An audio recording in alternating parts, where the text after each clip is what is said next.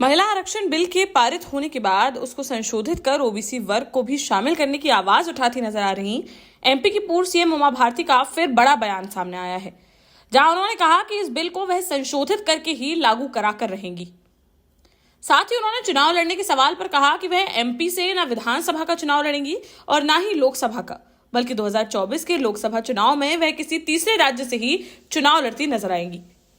दरअसल सोमवार को भोपाल में आयोजित एक कार्यक्रम में शामिल होने पहुंची पूर्व सीएम उमा भारती ने मीडिया से बात करते हुए पत्रकारों के कई सवालों के जवाब दिए, जिसमें उन्होंने महिला आरक्षण के बिल को पारित कराने को लेकर पीएम मोदी की तारीफ करते हुए उन्हें इस कार्य के लिए बधाई दी।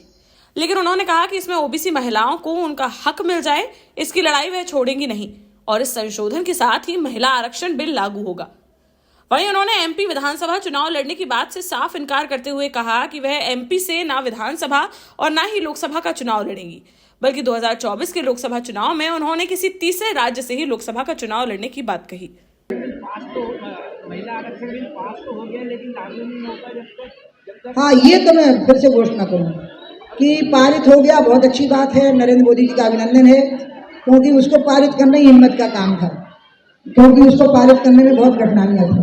मोदी जी की सरकार ने कुछ ऐसे काम किए हैं, ये क्या बोलते हैं, 19 से 24 के बीच में, जैसे 370 का हटना।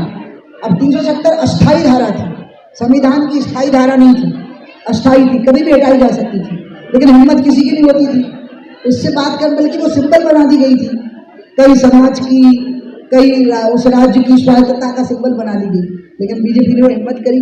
समान क्या बोलते हैं, जो ट्रिपल तलाक के बारे में हिम्मत करी।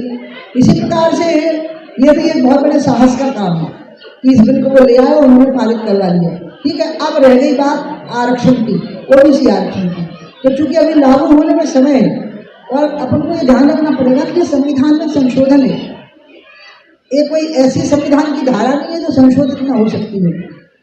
तो इसलिए इसमें कभी भी संशोधन हो सकता है लागू होने से पहले, और संशोधन करके ये लागू हो जाए। पारित हो गया, मुझे खुशी है, महिलाओं को उनका हक मिल गया, मुझे खुशी है, लेकिन उसमें पिछड़ी जाति की महिलाओं को उनका हक मिल जाए, इसको मैं छोड़ूंगी नहीं। और इस संशोधन के साथ ही ये लागू होगा, पारित तो हो गया। बिहार सरकार ने जातिगत जनगणना के आंकड़े जारी कर दिए हैं। अति पिछड़ा वर्ग 36% और पिछड़ा वर्ग 27% आबादी वहाँ पर शामिल है। इसको किस तरीके से देखते हैं?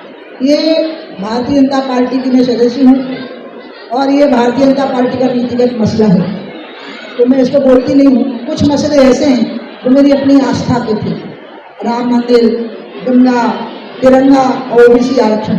इस मामले में मैं अपनी राय देती जरूर हूँ, लेकिन सार्वजनिक तौर पर नहीं दे सकती।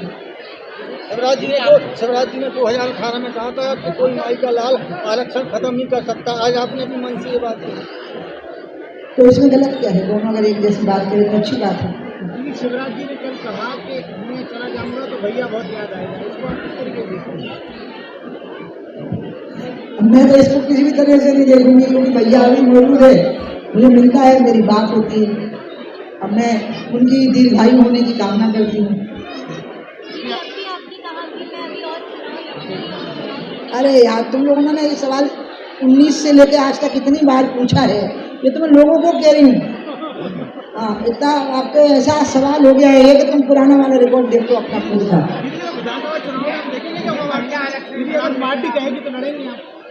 क्या ना विधानसभा लोकसभा कोई नहीं लड़ेंगे, मध्य प्रदेश से लोकसभा भी नहीं लड़ेंगे, मना कर दिया।